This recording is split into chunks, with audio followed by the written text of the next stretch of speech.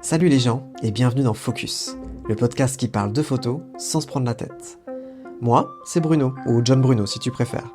Je suis photographe de portrait depuis 2020, humaniste et bienveillant, toujours dans le doux et le naturel. Je serai accompagné chaque mois d'invités passionnants du milieu artistique pour papoter autour d'une thématique qui nous embête, mais pas pour se prendre la tête. Rencontre des artistes inspirants et découvre leur univers, leurs anecdotes et leur avis parfois tranchés. Cet espace d'écoute est un endroit d'expression libre. Ainsi, je t'encourage à donner ton opinion en commentaire et laisser un avis positif si le podcast te plaît. Allez, je fonce retrouver l'équipe qui s'impatiente. On a plein de choses à raconter. Restons focus. Salut à tous et à toutes. Bienvenue dans Focus, le podcast qui parle de photos sans se prendre la tête. Aujourd'hui, j'accueille Milena, un profil particulier pour une discussion à deux, pour cet nouvel épisode, avec qui nous allons discuter de tout plein de choses, mais vous allez voir au fur et à mesure. Bonjour Milena. Bonjour. Je vais te laisser te présenter, si tu veux expliquer à nos auditeurs et auditrices qui tu es. Alors du coup, je suis Milena Hidalgo, je suis artiste photographe et psychologue clinicienne spécialisée dans tout ce qui concerne les problématiques corporelles et l'accompagnement des sportifs à haut niveau. Je suis également la fondatrice du collectif Sorographie, donc un collectif qui est 100% féminin et qui aide les artistes photographes à émerger. Et je suis également depuis peu photographe de sport automobile. Ok, j'ai cru comprendre que le sport automobile était quelque chose qui t'intéressait beaucoup. Beaucoup, énormément. Aujourd'hui, j'ai choisi d'aller à la rencontre de Milena parce que déjà, ça fait un petit moment qu'on en parle. De se rencontrer, car j'ai trouvé que tu avais un profil évidemment particulier. Déjà dans le fait que tu as un anonymat qui est plus ou moins contrôlé, que tu laisses transparaître peu de choses de ta vie privée, mais surtout que tu as donc, comme tu l'as dit, une double casquette, tu es photographe et psychologue. Et j'avais justement envie de parler avec toi de la relation entre le modèle et le photographe. Et finalement, est-ce qu'on pouvait y voir un espèce de parallèle entre patient et psychologue et finalement, à quel degré, à quel niveau ça peut t'influencer ou influencer ton art. Voilà, c'est tout ce genre de questions-là, donc on va avoir une discussion à ce niveau-là. Le but n'étant pas que ce soit une interview, donc déjà vous redescendez, madame, mais que ce soit plutôt une discussion assez libre. Alors déjà, depuis combien de temps est-ce que tu fais de la photo ? Depuis combien de temps est-ce que tu fais de la photo ?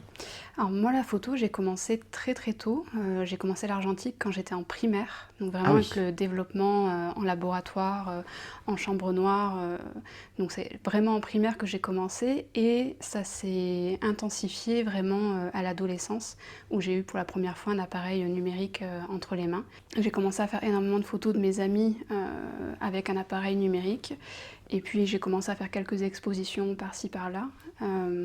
Et après, j'ai eu mon diplôme de psy. Donc la photo m'a toujours suivie tout du long. Et j'ai lancé mon entreprise maintenant il y a quelques années en tant que photographe prestataire de services, mais aussi artiste-auteur photographe. Donc tu as été photographe avant d'être psychologue ? Oui, exactement. Est-ce que tu as toujours fait du portrait ? Ou est-ce que tu... Enfin, là, pour ceux qui nous écoutent, est-ce que tu fais du portrait, est-ce que tu fais du paysage, est-ce que tu fais de l'abstrait, du créatif ? Essaie d'expliquer en quelques mots comment est-ce qu'on qualifie ton art. Alors moi je suis vraiment spécialisée dans le portrait intimiste et authentique avec une direction artistique qui est plutôt cinématographique et je travaille principalement sur la notion d'intimité, de corps psychique et de corps physique. Donc c'est principalement du portrait, mais ça peut être du portrait quelque part abstrait en montrant uniquement des parties de corps humain. Mais voilà, c'est principalement du portrait. J'ai un peu expérimenté tout ce qui était macro et paysage à mes débuts, mais ça me parle beaucoup moins. Donc moi c'est vraiment le portrait à 100% qui me touche et que je travaille au quotidien. Ceux qui connaissent mon travail doivent maintenant comprendre pourquoi est-ce que j'étais autant attirée par son profil, étant donné que j'ai vu beaucoup de similitudes assez vite. De toute manière, quand j'avais vu dans ta bio qu'il y avait marqué photographe intimiste, que tu avais cette double casquette-là, et en ayant vu ton travail, j'ai trouvé une espèce de force un peu étrange. Je sais pas comment le dire. C'est gentil. C'est un compliment dans la bouche, hein, promis. Mhm. Mais voilà, ce truc-là il y a quelque chose de palpable, une philosophie qui t'est propre, et j'ai trouvé ça très très très intéressant. Et donc du coup, avec tout ce qui rôde autour de toi, donc du coup, c'est vrai que ton profil est très intéressant. Merci. Alors du coup, aujourd'hui, donc, tu es donc psychologue. Est-ce que du coup, tu laisses les psychologues savoir que tu es photographe? Oui. Alors, mes confrères et consoeurs, et même tous les professionnels de santé avec qui je travaille, donc médecins, psychiatres, EduxP, etc., savent tous et toutes que je suis photographe. Et mes patients le savent aussi. C'est quelque chose que je leur dis lors de la première rencontre. Au départ, je ne le disais pas nécessairement parce que vraiment je voulais cliver la dimension psy et la dimension photographe. Et en fait, j'ai des patients qui ont très vite découvert que j'avais deux métiers. Donc pour éviter qu'il y ait une espèce de malentendu sur le fait que j'avais deux métiers, maintenant je le dis systématiquement. Et, Tu dis d'entrée, quoi. D'entrée, oui. Et Ok. ils le savent. Est-ce que du coup, pour toi, cette relation que tu as avec ton art et d'un autre côté la relation que tu as avec les patients, donc plutôt ton travail plus classique, oserais-je dire, est-ce que pour toi, tu as besoin de vraiment scinder les deux? Est-ce que, au regard des clients, des patients, Mm. est-ce que c'est vraiment important que les deux métiers ne se mélangent pas? Qu'est-ce que ça pourrait changer dans le regard du patient Est-ce que ça peut les impacter, tu penses? Bah, c'est vraiment un questionnement qui a pris énormément de temps et c'est bien que tu poses la question parce que justement pour moi au départ c'était hyper important vraiment de dissocier les deux métiers pour qu'il n'y ait pas de jonction qui se fasse, qu'il y ait pas que les patients n'aient pas accès à ma vie de photographe mais que mes clients n'aient pas accès non plus à ma pratique de psychologue. Et finalement je me suis rendu compte assez rapidement que les deux étaient forcément liés et qu'il n'était pas possible de les dissocier.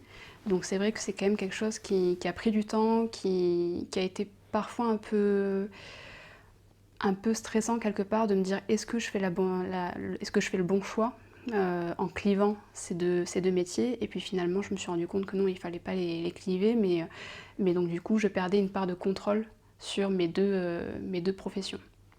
Est-ce que pour toi, du coup, la photo, ça a été comme une bulle, un havre que tu n'avais pas spécialement envie que ce soit contaminé par ton autre métier, ou c'est vraiment côté ta zone privée que tu ne veux pas qu'on y touche?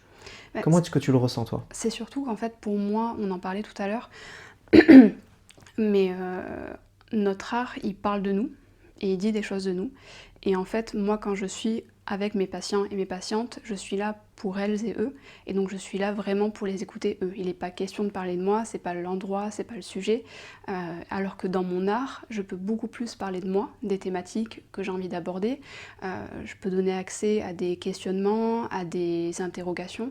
Et donc, en fait, je voulais pas que ça puisse se joindre et qu'on puisse avoir accès à cette partie J'ai oublié ta question. Non, mais finalement, qu'on atteigne un peu ton intimité, que C'est finalement, ça. on voit qui est vraiment derrière la personne. En théorie, la personne du psy, bon, bah, si tu es une figure, tu es une posture, tu es une stature. Mais c'est sûr que à réussir à te décrypter via ton art, on pourrait aussi penser que bon, bah, si je suis le patient, bah, peut-être que ma psy, je la connais un petit peu mieux finalement. C'est ça. Et du coup, bon, il y a ces zones un peu grises qui deviennent de moins en moins grises et du coup, oui, ça t'as voulu toujours vraiment mettre de la distance entre les deux. Oui, et même on en parlait aussi tout à l'heure avant de commencer l'interview, mais tout ce qui est militantisme, moi je suis forcément militante pour l'accès aux droits et l'accès, qui est le moins de discrimination possible. Et ça, c'est quelque chose aussi où, dans ma pratique de psychologue, je reste toujours très très neutre parce que je travaille avec des personnes qui sont politisées, avec des croyances, des religions qui ne sont pas forcément les mêmes que moi et ça n'a rien à faire, en fait mes croyances n'ont pas à interférer dans le suivi thérapeutique. Par contre dans mon art forcément il y a une part de politique, il y a une partie de croyance qui peut être vue et ça aussi je voulais pas que ça se mélange et qu'ils aient accès à ça, que moi je puisse donner accès à ça aussi. Ok. Et du coup, pour ceux qui nous écoutent, le compte de Milena, donc She's Intimate, que je vous mettrai très vite dans la bio pour que vous le voyez tout de suite, que vous puissiez voir en même temps qu'on discute. Sur ce compte-là, du coup, tu montres très très peu ton visage. Je pense que j'ai vu ton visage genre, une fois ou deux au travers de 2-3 stories, mais il y a ce côté un peu étrange de qui est cette personne qui participe un petit peu au Mint. C'est comme tous les gens qui se demandent si je m'appelle Bruno ou John. Spoiler, je m'appelle Bruno. Mais pourquoi Bruno et John alors? Parce que c'est un vieux pseudo de jeu vidéo qui est resté. Mais là, je suis en train de trahir tout le mystère. Mais voilà, les gens me demandent encore. Bref. Moi, je pensais que tu t'appelais John à la base. Mais on me l'a dit tout à l'heure aussi dans la journée. C'est pour te dire. Donc du coup, j'ai vu que tu gardais du coup une partie anonymat aussi dans ta partie photo. Alors, est-ce qu'il y a cette volonté déjà de ne pas te faire reconnaître par d'éventuels patients, ou qu'on puisse faire un lien où on t'aime en tant que photographe, du coup on te veut en tant que psy, ou est-ce que c'est autre chose? Comment est-ce que tu gères cet anonymat? Est-ce qu'il a plusieurs fonctions? Au départ, l'anonymat, il avait fonction de ne pas montrer mon visage pour pas que je puisse être reconnue et identifiée comme la psychologue qui fait aussi de la photographie ou la photographe qui fait aussi de la psychologie. Donc c'était aussi pour ça. Finalement, ça me convient toujours, mais une des raisons aussi, c'est que je ne suis pas, comme beaucoup de photographes, et peut-être toi, je ne suis pas très à l'aise face à l'objectif, que ce soit en tant que photographe comme en tant que personne qui se filme. Et donc, je ne voulais pas nécessairement me montrer face cam parce que c'était pas quelque chose avec lequel j'étais à l'aise. Voilà, c'est quelque chose sur lequel je travaille pour 2025. Oh, qu'est-ce qui va se passer en 2025? Du coup, est-ce que tu as déjà été embêté? Du coup, est-ce que tu as déjà eu quelqu'un qui t'a retrouvé, un patient qui t'a retrouvé, ou inversement, peut-être un client ou une cliente en tant que photographe qui du coup a voulu avoir accès à ta partie psy? Est-ce que c'est déjà arrivé? Alors, ça s'est jamais présenté d'une manière qui était pas acceptable ou qui était déplaisante. J'ai déjà fait des commandes photos en tant que photographe avec des couples par exemple, et un matin sur Doctolib, je vois un rendez-vous qui apparaît avec un prénom d'une des deux personnes, un prénom qui est un peu atypique, et bon, voilà. Tu pouvais pas le trouver. Du coup, j'envoie un message, un SMS à ma modèle en lui disant écoute, j'ai une personne qui a pris rendez-vous, est-ce que c'est toi? Elle me dit oui, j'ai pris rendez-vous avec toi. Et en fait, donc là, il faut expliquer qu'on s'est vu dans un contexte bien spécifique où j'ai eu accès à une partie de leur intimité, à ce couple-là, et que du coup, je ne pouvais pas non plus la recevoir en suivi thérapeutique derrière parce que, quelque part, ce serait faire les choses à l'envers, quoi. Du coup, tu as refusé? Du coup, j'ai refusé, et je refuse systématiquement. Même j'ai des proches d'amis à moi qui me demandent si je peux les accompagner, et ça, c'est hors de question. Enfin, pour moi, il y a vraiment la sphère privée et la deuxième sphère. Il y a la sphère privée et la deuxième sphère privée, donc les proches de mes proches, je ne les accompagne pas. Je n'accompagne pas non plus mes amis, mes proches de manière globale en suivi thérapeutique. Et par contre, j'ai des patients qui m'ont trouvé sur Instagram et qui après ont pris rendez-vous avec moi sur Doctolib, sans qu'il y ait eu d'échange sur Instagram au préalable, mais ils ont vu que je faisais de la photo et que j'étais aussi psychologue, et ils ont dit pourquoi pas tenter. Mais ça, je l'ai appris plus tard, quand le suivi avait déjà démarré. Et est-ce que tu penses que ça... Est-ce que du coup, tu penses que ça joue en bien ou en mal? Imaginons... J'imagine quelqu'un qui est en train de rechercher un psy, parce qu'il a envie de parler, ou bien il a un problème à régler en ce moment, ou bref, peu importe. Disons que, est-ce que ta page Instagram, finalement ta vitrine, qui certes parle de toi, est-ce que c'est pas aussi un très bon avis Google qui dirait cette psy, elle est cool, elle a aussi ça, elle a des valeurs, et peut-être qu'il y a aussi certaines personnes qui peuvent se dire si c'est une psy et qu'elle est comme ça, alors à ce moment-là, je veux bien. Est-ce que du coup, malgré toi, ton art puisse être une porte d'entrée à être considéré comme une bonne psy? Oui, carrément. C'est quelque chose qui, sur Doctolib, je l'ai marqué, c'est implicite, mais en même temps, c'est explicite, que je suis militante. Bon, après, chacun l'interprète comme il veut, mais quand tu vas sur ma page Instagram, tu vois immédiatement que je suis militante féministe, sociale, pour les droits LGBT, etc. Donc Donc oui, c'est une porte d'entrée aussi. Et ils savent très bien que si on commence un suivi, a priori, je ne suis pas quelqu'un qui va être masculiniste, par exemple. Oui. Ça paraît évident, mais, on va vite mais c'est une bonne vitrine, ouais, effectivement. Alors j'avais envie d'aborder un sujet avec toi, Mhm. que je devais l'évoquer dans un prochain épisode de Focus, mais ça peut y revenir aussi, avec des modèles cette fois-ci. J'avais envie de parler de la photothérapie. Mhm. Est-ce que, de par ton art, de par ton approche presque médicale d'une certaine manière, d'un certain regard, vu que tu es influencé par ton autre compétence, est-ce que toi, avec ce regard-là, qui est particulier, est-ce que tu penses que la photothérapie, ça existe pour de vrai ? Est-ce que ce que tu fais a une vertu thérapeutique ? Alors, On parle de photo, hein ? Ouais, c'est un peu compliqué d'y répondre parce Je que sais. Sinon, ce serait pas drôle. Parce que, en fait, ce qui est thérapeutique, c'est les bienfaits qui ressortent d'une pratique. Oui. Et ce qui est thérapeutique, c'est la thérapie. Donc c'est le travail sur soi. C'est quelque chose qui est ultra profond, qui prend du temps, qui est fait dans un cadre spécifique, etc. Où il y a un lien de confiance qui se fait avec là ou les personnes qui t'accompagnent. Donc thérapeutique au sens propre, je pense pas. En revanche, ce qui est sûr, c'est que si c'est bien fait, si c'est fait dans un cadre de confiance avec quelqu'un qui est rassurant et qui est bienveillant, là ça peut avoir une portée thérapeutique. Ça peut s'en rapprocher, ça peut aider sur certains domaines, ça peut valoriser certains domaines, mais ça ne peut pas soigner quelque part. Ça peut vraiment accompagner. Et donc là, la photo, c'est sûr que tu peux, au travers de ton art, aider quelqu'un à se sentir mieux, à se faire plus confiance, à se trouver beau, belle, enfin c'est ce que tu fais toi aussi, hein, et à travailler sur des sphères de sa vie qui sont intimes, des choses comme ça, mais ça ne va pas soigner un problème. Ça c'est... Je trouve que la distinction elle est intéressante entre justement, comme tu dis, le fait de soigner pour de bon ou faire partie d'un cheminement personnel pour aller mieux, etc. Moi, c'est vrai que j'ai beaucoup de clients et clientes, mais non, j'allais dire de clientes, mais pas que. Même très récemment, j'ai eu un homme qui vient me voir pour se réapproprier leur image. Après des problèmes de santé, à une perte de poids, souvent des décès aussi, dans le cercle proche, où c'est l'idée de je veux essayer de marquer le coup, ou bien il va y avoir un projet qui va arriver, quelque chose de fort.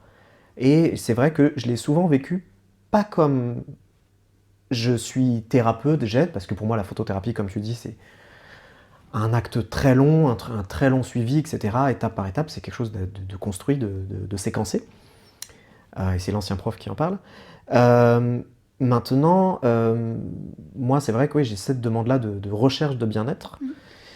J'ai la sensation, mine de rien, que mon art fait du bien. Oui. Qu'il en ressort. J'ai eu je dis pas ça pour me lancer des fleurs. J'ai eu des tonnes de gens qui m'ont dit que, qu'ils arrivaient à se voir autrement, qui se trouvaient beaux et belles. C'est vraiment les plus beaux compliments que je puisse avoir, qu'on me dise « je me suis trouvé beau ou belle sur cette photo-là et je pensais pas, je croyais pas que c'était possible. » Ou ça me fait du bien de me voir comme ça. Pour moi, ça fait partie des étapes. Ça fait partie d'aider. Maintenant, est-ce que la photo soigne vraiment pour de bon sur le long terme, sans un accompagnement vraiment médical? Je ne sais pas.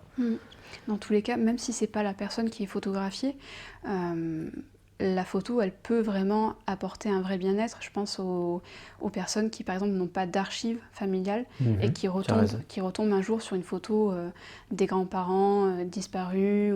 Et là, ça peut vraiment aider dans la reconstruction de soi, dans la reconstruction de l'image, de l'histoire familiale, des choses comme ça. Donc il y a une portée sur soi directement quand c'est un portrait où on se voit soi-même, mais ça peut être aussi l'outil de la photo qui peut être un outil thérapeutique dans la reconstruction du cheminement familial, de l'histoire de vie, de plein de choses. Donc l'outil en lui-même peut être un outil thérapeutique s'il est accompagné de quelque chose de plus grand quelque part qui vient toucher à beaucoup d'autres sphères personnelles. Je suis assez d'accord. Et je dirais même que, au-delà finalement la photothérapie comme poser pour finalement poser ou finalement retrouver des archives, comme tu disais, d'être le sujet ou de rechercher un sujet. Il y a aussi pour moi la photothérapie dans le fait de faire aussi de la photo. Finalement, oui. Je trouve que la photo est un art assez facile d'accès. On a des téléphones qui font des belles photos. Ça peut être l'entrée d'un mode d'expression, d'un renouvellement. Absolument, oui. Il y en a qui vont écrire, il y en a qui vont dessiner. La photo est un art facile pour commencer à exprimer ce qu'on trouve beau ou qu'on retrouve beau. Moi, j'ai découvert la photo comme ça d'ailleurs. Hein. J'ai été dans un cycle de dépression quand j'étais en arrêt maladie, quand j'étais enseignant. Du coup, la photo, moi, m'a permis d'avoir conscience, de chercher ce qui me plaisait, ce qui était beau, d'aller chercher le contact, d'aller me confronter à ce que j'aimais ou ce que j'aimais pas. Et je sais que chez les formateurs photo, etc., c'est des choses qu'on essaye de mettre en avant. En tout cas, moi, c'est ce que j'essaie de faire beaucoup en avant quand je forme des photographes, de dire rechercher le beau, mais surtout rechercher du sens. Le beau pour le beau, bon, ça va vite, on sait faire assez vite, mais rechercher du sens. Qu'est-ce qui vous plaît? Et si ça vous plaît, pourquoi? Et ça, finalement, c'est un axe de thérapie qu'on peut faire dans la psychothérapie classique. Je pense au TCC, troubles cognitifs. Thérapie cognitivo-comportementale. Voilà, la thérapie cognitive et comportementale, que j'ai suivie il y a quelques temps. Et ça m'a vraiment reconduit sur ces mêmes rails-là, de me dire, ok, je reprends des schémas de conduite qui me font me dire, ok, qu'est-ce que j'aime? Pourquoi est-ce que j'aime ça? De raisonner de manière assez logique. Et je trouve que la photothérapie, aussi, elle peut s'exprimer pas seulement en étant le sujet, mais aussi en se créant des sujets. Mais la photo étant un art d'expression parmi d'autres. Oui, mais je crois que c'est André Green qui avait écrit tout un ouvrage justement sur le fait que toutes les personnes sur cette terre sont des artistes. Alors que ce soit leur métier ou non, mais en fait dans l'acte de créer, il y a forcément quelque chose de soi qui vient. Et donc une personne qui, on va prendre un extrême, une personne qui est expert comptable, qui travaille de 9h à 17h et qui n'a pas de pratique artistique, le fait de cuisiner un repas, de choisir les ingrédients, d'élaborer, de faire un montage, enfin tout ça, ça fait partie de la création. Ouais, c'est ça. Et en fait, c'est ce qui permet à la personne d'exister en tant que personne. On continue de se rechercher finalement. C'est ça. Dans les actes créatifs. Et on le voit bien, enfin moi en tout cas je le vois dans ma pratique de psy, que tu as beaucoup de personnes qui arrivent en disant ben voilà, je sais pas qui je suis, je sais pas ce que j'aime, je sais pas ce qui me fait du bien. Et en fait à chaque fois on repart des bases de qu'est-ce que vous aimiez faire petite. Moi j'adorais dessiner, j'adorais la peinture et puis maintenant j'ai plus le temps. Ok, donc on fait un contrat où vous passez 1 heure par semaine à essayer de créer. Ça marche pas, vous y arrivez pas, il n'y a pas de souci, mais vous essayez de revenir à quelque chose d'ultra primitif et archaïque, où en fait vous créez, et donc c'est vous que vous mettez en avant. C'est pas ce que la société vous demande d'être. Donc ça peut être ultra thérapeutique aussi, la création en elle-même, quoi. Je pense que de toute manière, c'est un conseil à donner à tous ceux qui peuvent traverser des choses pas terribles. Déjà, l'art est une très bonne manière de réussir à se reconnecter à soi. De cette recherche de sens finalement. Ouais, et même pour les artistes là qui nous écoutent, ça doit être votre mantra en permanence. C'est chercher ce qui vous plaît, chercher votre propos, chercher ce qui vous inspire, essayez de comprendre pourquoi ça vous plaît et pas simplement faire du beau pour faire du beau. Ça durera qu'un temps. L'important c'est, à votre avis, pourquoi est-ce que ça vous plaît? Et en même temps, je te rejoins. Et je suis en même temps pas totalement d'accord. Ah, elle est d'accord et pas d'accord. C'est qu'effectivement, il faut trouver du sens, mais moi j'ai traversé là début 2024 une phase où impossible de créer, parce que en tant que photographe, je candidate à beaucoup d'appels à candidature, beaucoup de projets, et dans le monde de la culture, l'absence de réponse vaut pour un non. Mais donc du coup, l'absence de réponse, moi je le vis comme finalement le travail n'est pas nécessairement intéressant. Ok. Et à partir de là, tu peux vite tomber, j'en ai parlé avec beaucoup de photographes qui ont vécu ça, et puis même des artistes plasticiens, etc. où finalement tu peux vite arriver à un moment où tu te compares à d'autres artistes et tu te dis mais c'est tellement recherché ce qu'ils font, c'est tellement poussé et moi en fait je reste dans quelque chose qui est peut-être pas aussi poussé, qui reste plus superficiel, qui reste dans le beau alors que je pensais vraiment que c'était recherché. Et donc dans cette volonté d'être au même niveau qu'eux alors que c'est purement subjectif et que c'est un regard critique que j'ai de moi à moi, finalement j'en oublie de créer juste du beau parce que j'en arrive à quelque chose où je veux vraiment être dans la performance, dans la création, dans le sujet qui va plaire, alors que finalement ça n'existe pas. C'est une volonté de ma part, mais ça n'existe pas. Et donc j'en ai à ce moment-là un petit peu oublié la pratique de juste m'amuser à faire de la photo parce que c'est un moyen de création, de communication, c'est un moyen d'exister et à vouloir tout le temps trouver du sens, finalement ça m'a enlevé ce côté ludique de la photo. Et donc en fait c'est vraiment cet équilibre moi que je cherche constamment entre la dimension plaisir, je fais les choses pour le faire, tant pis si ça n'a pas de sens, mais en tout cas ça me plaît et ça me parle, et quelque chose où vraiment c'est beaucoup plus poussé, plus intellectualisé, et là où ça peut plaire à des critiques d'art ou non d'ailleurs, ce que je propose. Ce que tu dis est totalement pertinent et ça me fait aussi réaliser que malgré ma recherche de sens, que j'estime avoir trouvé dans mon art. J'ai un art qui est très doux, très bienveillant, très humaniste, je dirais, une recherche d'émotions, d'histoire, etc. Je m'aperçois malgré tout qu'en ce moment même, je vis le fait d'avoir besoin de m'amuser en photo. Oui. J'ai déménagé depuis pas si longtemps que ça dans le sud de la France. Je me refais une équipe de modèles.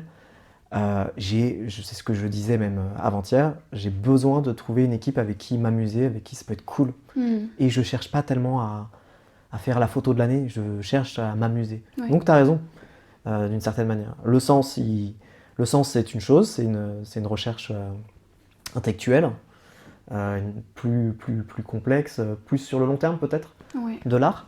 Et finalement, faut jamais aussi perdre ce truc-là de il faut le faire parce que ça nous plaît et qu'il faut que ça reste détente, faut que ça reste chill.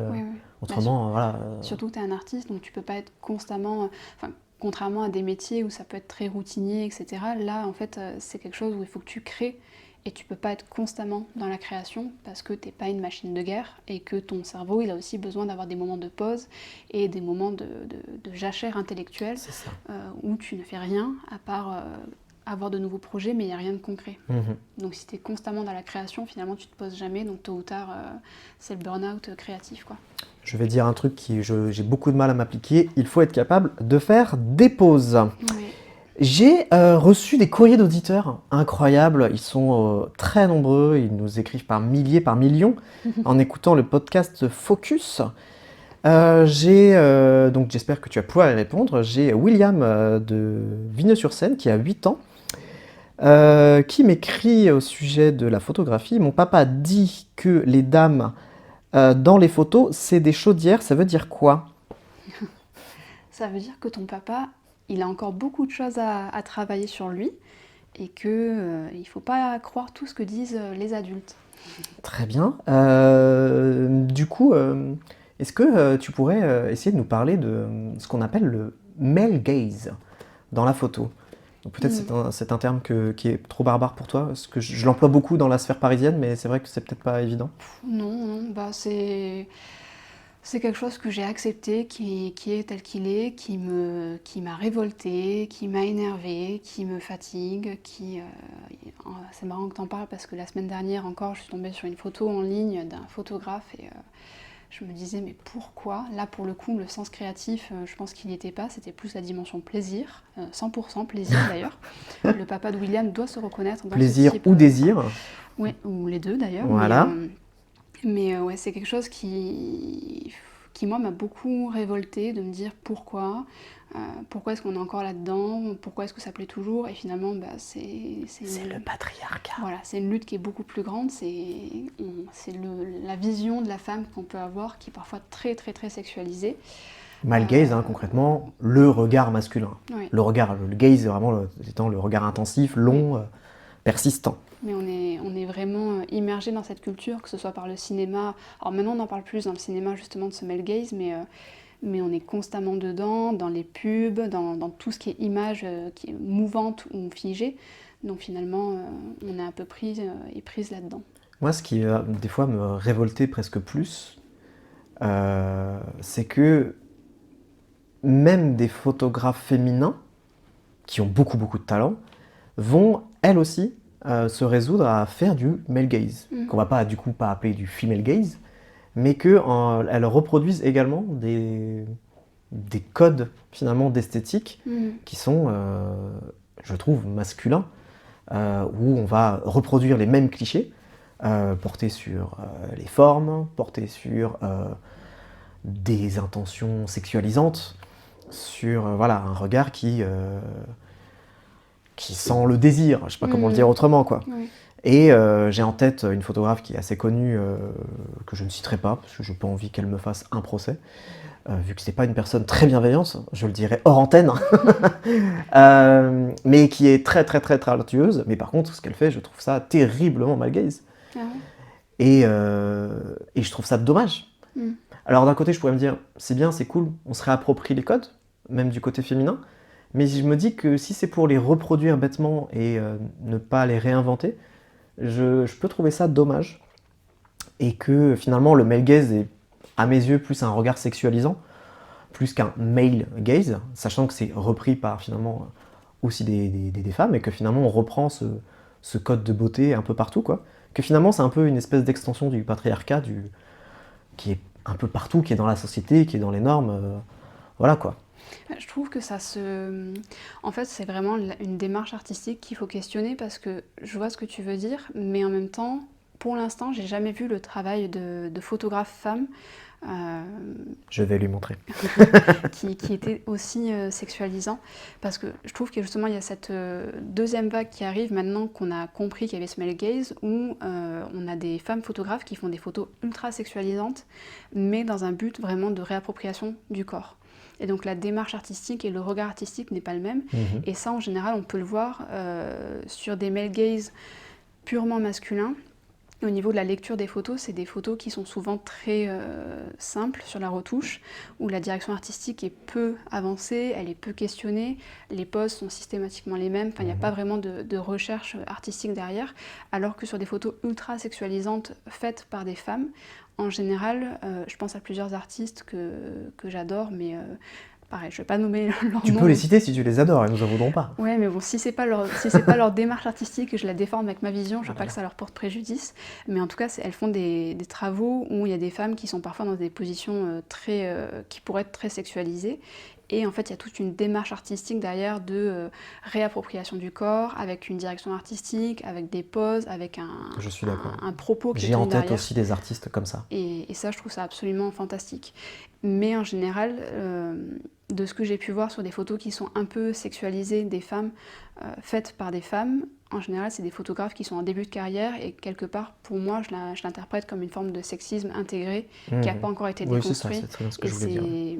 Et c'est pour ça que des photographes vraiment professionnels qui sont en milieu de carrière, qui font quelque chose d'ultra sexualisé, pour faire des photos ultra sexualisées, pour l'instant, j'en ai pas vu, donc je serais curieuse de voir le compte de la personne que tu me dis, mais c'est vrai que pour l'instant, j'ai jamais vu ça sur les réseaux. Mais c'est intéressant cette idée de sexualisation positive finalement, pour se réapproprier. Moi, pour le coup, je vais penser à Célia Ne vous déplaise, qui est sur Bordeaux, qui fait des clichés. Donc, elle prend en photo que des femmes. Je trouve ce qu'elle fait, c'est merveilleusement beau, et pourtant, c'est très porté sur la chose. Mais il y a une élégance et une finesse que j'ai eu du mal à retrouver ailleurs, quoi. Et en général, c'est vraiment sur la direction artistique que tu vois quand c'est de la sexualisation pure et dure, ou si c'est vraiment plus un vrai propos artistique qui est tenu derrière, parce que des femmes qui font du boudoir, le propos artistique n'est pas le même que des hommes qui vont faire de l'urbex boudoir, par exemple. Ouh là là. Alors que la pose et la tenue peuvent rester la même. C'est ce que j'appelle affectueusement les Jean-Michel Urbex. Jean-Michel Urbex Barésie, en général. Et dans leur bio, en général, il est marqué « Je suis là pour révéler la beauté de la femme ». Tu as parfaitement décrit le personnage. On le connaît. Totalement. Oui. Nous avons un deuxième courrier lecteur. Nous avons Marie-Claude de la Verrière sur Vitrail, à Montargis-sur-Opinel, qui nous écrit « Les valeurs traditionnelles se perdent avec l'art des jeunes et leur TikTok et Instagram, ou que sais-je. Je ne reconnais plus mes photos d'antan. » Oui. Qu'en dis-tu? C'est Marie-Claude son prénom du coup? C'est Marie-Claude de la Verrière-sur-Vitrail à Montargis-sur-Opinel. Eh ben Marie-Claude, c'est dommage effectivement que vous ne retrouviez plus ce plaisir dans la lecture des photographies. Pour autant, en fait, la photographie, c'est un art qui évolue avec son temps et effectivement, les codes changent. Et peut-être que si vous n'aimez pas, il faut voir avec les photographes que vous voyez sur les réseaux pour qu'ils vous expliquent leurs propos artistiques, que peut-être vous puissiez prendre du plaisir et que vous puissiez comprendre la photographie. Cette réponse est tellement premier degré. J'adore. Non, mais j'imagine vraiment des vrais personnages Ah qui oui, diraient non, mais, ça. mais elle existe vraiment. Hein, elle existe vraiment. Elle nous a écrit. J'ai reçu un courrier l'autre jour dans ma boîte aux lettres. Hein, voilà, elle existe. Hein. Ne pas être dans le conflit, mais dans la bienveillance et dans l'éducation. Évidemment, mais ça, je reconnais la personne qui reçoit des gens avec bienveillance. Et c'est ça qu'on aime. J'ai en tête, je ne sais pas si tu connais, une photographe qui s'appelle Loli Char. Non, du tout. C'est une photographe qui est dans le nord de la France, à Lille, si je dis pas de bêtises. Ok. Et qui reprend à son compte des esthétiques très vintage. Ok. Et pour le coup, on est vraiment dans les années yéyé, quoi. Les années 70, si je dis pas de bêtises. Et du coup, ça revient en contradiction avec ce qui est annoncé, c'est que finalement, l'art, il se réinvente, comme tu as dit, et que même il se réapproprie. Je veux dire, on est tous témoins que les modes, elles se font, elles se défont. Absolument. Oui. On revient en arrière, autant dans la musique, dans le cinéma. Enfin, je veux dire, voilà quoi. Et dans la photo, pareil, on est aussi influencé par des modes, je trouve. Il y a des courants qui passent. Je veux dire, quand j'ai commencé la photo en 2019, il y avait un type de photo qui revenait très fort, avec des bokeh très très forts dans le fond, des flous d'arrière-plan très très forts. Il n'y avait que ça, le fait de jouer avec des LED, machin, avec des focales très resserrées sur les... Il n'y avait que ça à une époque. Quand j'ai commencé, c'était ça la norme. Et je pourrais dire, aujourd'hui, l'art, il est plutôt fait pareil. Là, j'ai trouvé qu'après, la mode, le côté très mainstream, ça a été des portraits au grand angle. À un moment donné, sur Paris, il n'y avait que ça, avec des teintes très verdâtres. Des photos portraits grand angle, très en contre-plongée. Il y avait tout le monde qui faisait ça. Et puis après, il y a eu le doré. Je veux dire, dans le mariage, par exemple, tout le monde quasiment fait du doré. Plus ou moins bien. Mais ça aussi, ça fait partie d'un art qui évolue. Alors, est-ce que c'est mieux ou est-ce que c'est pas bien? Ça, c'est à chacun. Voilà. Ça dépend le client et que tu cherches derrière aussi. Mais il y a des artistes disponibles pour tous les goûts. Et, Absolument. Donc, Madame Marie-Claude, j'espère que vous allez trouver un artiste qui pourra répondre à votre projet. Bah oui, oui. J'ai un dernier avis. Alors là, c'était plutôt un DM sur Twitter. Cette plateforme hautement problématique. Oui. Alors c'est Jibs95 Easy sur Twitter. Moi je veux trop être photographe, obligé, il ken toutes les modèles ou juste il mate. Hashtag Sark plaisir ou hashtag Mia Khalifa. Qu'est-ce que tu en penses? Aïe aïe aïe aïe aïe aïe aïe.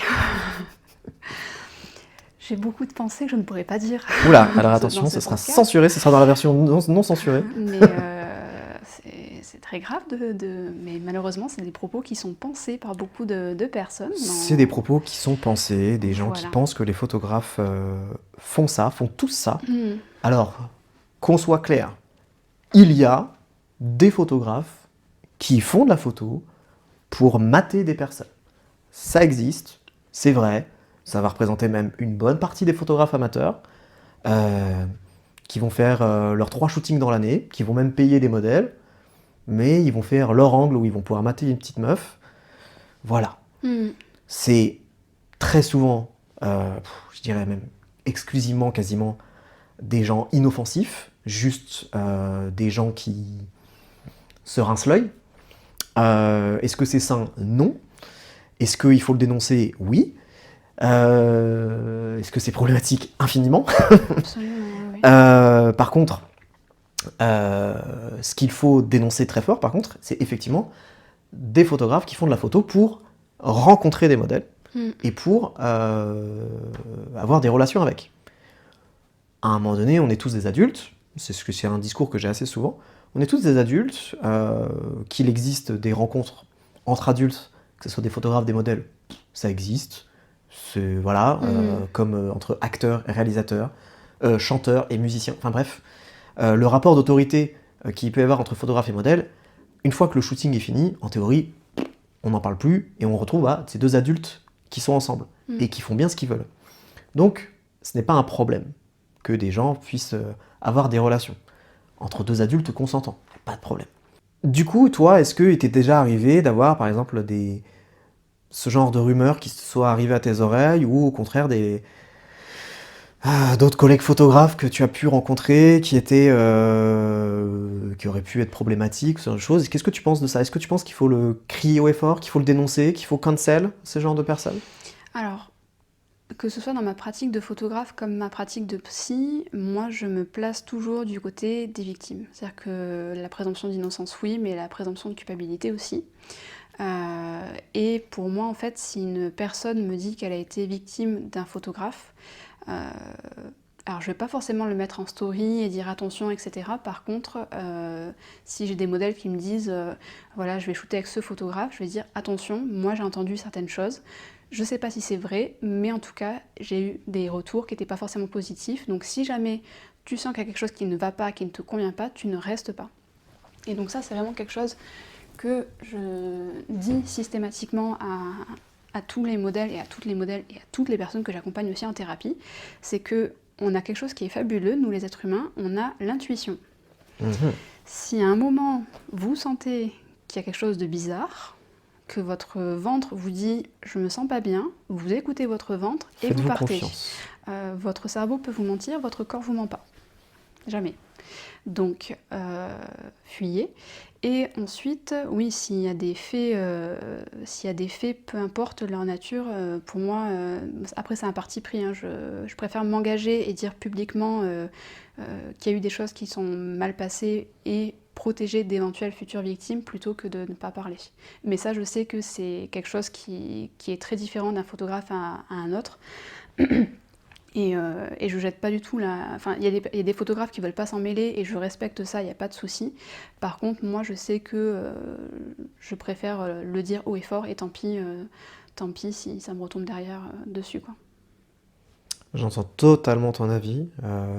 C'est toujours, on en parlait un petit peu avant l'enregistrement du podcast, c'est que cette position-là, elle est toujours un peu délicate, Oui. de s'exprimer publiquement sur ce genre de choses, de prendre position. En tant que professionnel, en tant que figure publique, qu'on le veuille ou non, vu qu'on s'expose publiquement. Ça peut être à double tranchant.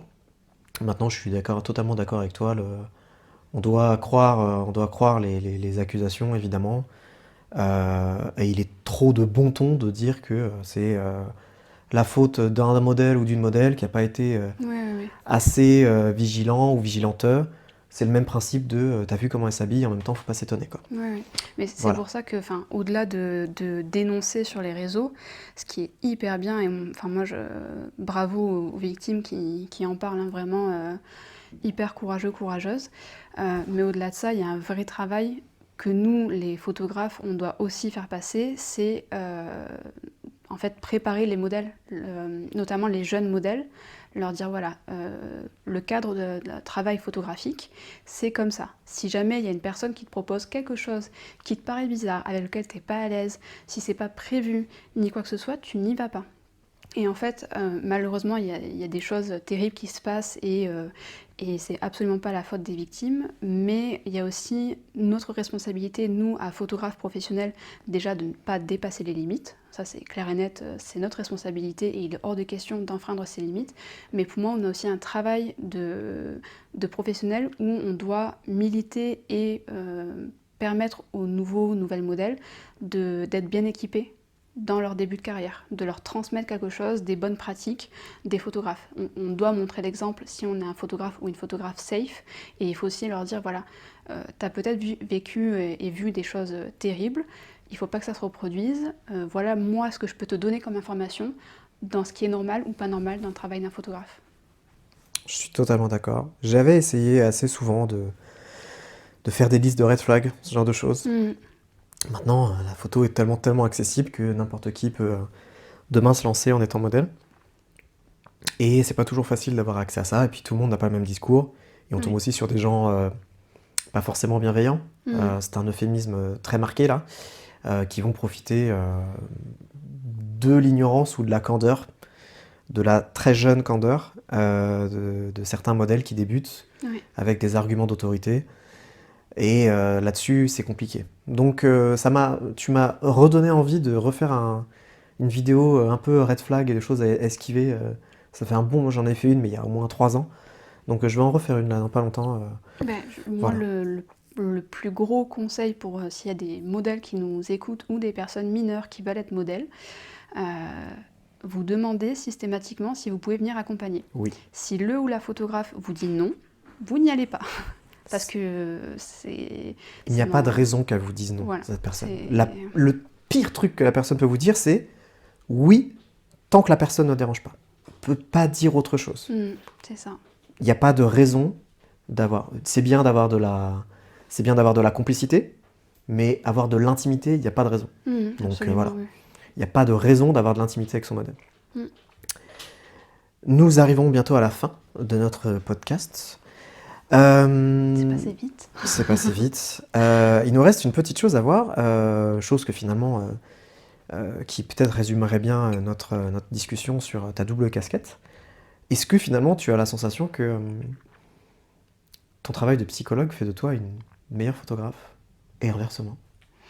Meilleure, je sais pas, mais en tout cas,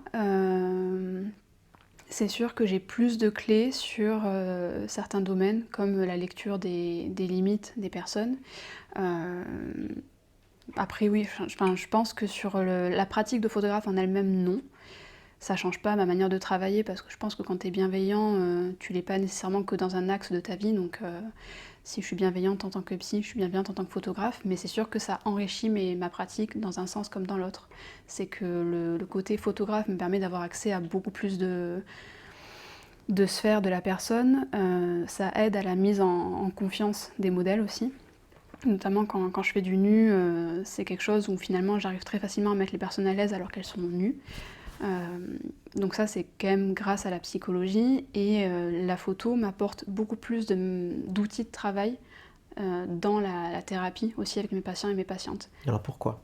Qu'est-ce que la photo t'apporte dans ta pratique de psy? C'est le côté artistique, où vraiment je peux proposer des formes de médiation qui sont tournées vers l'art, et des pratiques artistiques qui justement viennent aider certains blocages des personnes. Vraiment, la créativité, c'est un outil qui est fabuleux en thérapie, et il faut vraiment s'en servir, et en fait ça peut vraiment décloisonner certaines choses. Il y a des personnes des fois qui bloquent certains axes de leur vie, et c'est normal parce que c'est des gros bouleversements, et il faut changer tout un mode de pensée et faire un énorme travail dessus. Et l'art, en fait, ça vient vraiment donner ce petit coup de boost qu'on n'aurait pas uniquement par la parole. Et donc ça, c'est grâce à la photo aussi. Eh bien, je suis admiratif de tout ce que tu me dis. Je trouve ça trop bien. C'est gentil. Que ça puisse te servir aussi dans ce sens-là, et que la photo, elle ait aussi ce pouvoir-là aussi sur toi. Et qu'en plus de ça, ça permet d'aider les autres en plus, encore mieux, c'est vraiment parfait. Notre podcast va bientôt s'arrêter. Est-ce que tu aurais un artiste éventuellement à recommander? Mon artiste phare préféré photographe de tous les temps, c'est Charlotte Abramov, qui est, d'aussi loin que je me souvienne, c'est ses photos qui m'ont le plus marqué à l'adolescence. Elle fait un travail qui est absolument fantastique. Et j'ai fait un workshop avec elle aux Rencontres d'Arles en 2023, si je ne me trompe pas. Et je l'ai prise en photo, et en fait c'est quelqu'un qui est mondialement connu pour son travail, qui a une approche qui est incroyable, une direction artistique qui est incroyable, et qui pour autant reste parfaitement accessible, très très humble. Elle est française? Elle est belge. Elle est belge, et elle fait un travail qui est très très coloré. On voit que c'est une adulte qui le fait, mais il y a un regard un peu d'enfant aussi qui transparaît dans ses œuvres. Donc c'est magnifique ce qu'elle fait, et ça interroge beaucoup de domaines. Elle a fait notamment un livre photo sur son papa qui avait une maladie, où en fait elle utilise un petit peu les symptômes qu'il décrivait pour elle les faire transposer en photo. Et parfois c'est très ludique son travail, c'est très coloré et elle est très militante. C'est une personne très très safe. Et je l'aime de tout mon cœur et je l'ai rencontrée. Ouais, on a une vraie fan. Hein. Ouais, et je vais lui envoyer ton podcast. Et trop cool. Charlotte, continue ce que tu fais parce que tu es formidable. Ouais, je coupe ce podcast et je vais voir tout son. Alors, vous allez voir. Charlotte Abramov. A-B-R-A-M-O-W. C'est parfait, c'est bien noté. Moi, aujourd'hui, j'ai décidé de parler d'une artiste modèle, parce que j'ai beaucoup parlé de photographes, et j'ai envie de parler de Dana Halimi. Est-ce que tu connais Dana Halimi, toi ? Du tout, non. C'est une modèle à Bordeaux, mais si vous êtes du monde de la photo, vous l'avez sûrement vue dans plein d'endroits. Dana Halimi est une modèle multicasquette qui est extrêmement créative, qui a des projets les plus fous les uns que les autres. C'est coloré, c'est puissant, c'est sombre, c'est glauque, c'est inventif, c'est rouge, c'est feu, cette modèle est incroyable. Elle a une très bonne réputation. J'ai même eu des gens qui me disent « Ah, je vais poser comme Dana Halimi. » Donc Dana, attention, si tu m'écoutes, sache que des gens copient tes poses. Voilà. J'ai eu l'occasion de bosser avec elle, une fois du coup à Bordeaux l'année dernière. Et pour être tout à fait honnête, et là encore si Dana m'écoute, bon voilà, je vais rougir, mais je me suis trouvé très ridicule à la prendre en photo, parce que ce que je fais est très naturel et très simple, et comparé à ce que Dana fait, la grandiloquence de son posing, de son expression, sa force de caractère dans ce qu'elle pose et ce qu'elle présente, ce qu'elle propose, cet artiste vraiment, voilà quoi. Je me suis trouvé un peu ridicule à me dire, mais Bruno, ce que tu lui montres, c'est mignon, c'est doux quoi. Mais bon, c'est Dana quoi. Et bon, j'ai beaucoup aimé cette personne. J'ai trouvé qu'elle avait dégagé aussi une espèce de sensibilité assez, une sympathie très, très modeste, très simple, une personne cool. Je crois que tu l'aimes bien. Je l'aime bien aussi, hein, et puis elle est très cool, voilà, je l'aime bien, j'aime bien Dana Halimi, et puis voilà, le monde de la photo mériterait de la connaître un peu plus, et que justement elle bouscule tous les codes, et voilà, il faut plus de Dana dans notre monde de photo. Et plus de Charlotte aussi. Plus de Charlotte, on a compris. Nous allons conclure ce podcast Focus, je te remercie de m'avoir accompagné, c'était trop cool. Invité, oui. J'étais très content de faire ta rencontre. Est-ce que tu aurais un ultime conseil à donner à, éventuellement, une Milena qui se lance quelque part dans ce monde, dans la photographie ? Tu voudrais lui donner un conseil ? J'en aurais plein à lui donner. Faudrait que je la prenne en interview. Tu dois en donner qu'un. Seul. Je lui dirais... amuse-toi. Amuse-toi et fais-toi confiance. Je n'en dirai pas plus, je trouve que c'est un très bon conseil. Sur ces belles paroles, je vous dis à la prochaine, et puis on reste focus. Salut les gens! Dis salut les gens. Salut les gens. Allez, c'est bon. Trop bien.